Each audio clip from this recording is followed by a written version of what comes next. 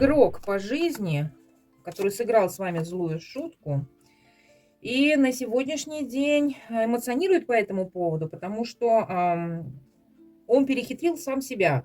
На самом деле ложь, манипуляция, воровство, то, что он к вам проявлял, сейчас происходит в его жизни. И он понимает, что это бумеранг, потому что выпадает колесо фортуны, это кармический аркан, идет кармическая проработка по его жизни. Вы не зря встретились в этой жизни, вы его учитель, так же, как и он ваш.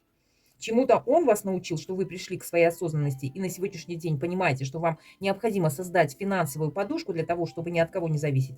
Так вы его научили тому, что на самом деле, если ты встречаешь человека в своей жизни, это не зря происходит. Нет в жизни случайностей. Для чего-то этот человек пришел в твою жизнь. Вы пришли в его жизнь научить его любить, не обманывать, быть искренним с человеком для того, чтобы построить очень здоровые, хорошие взаимоотношения.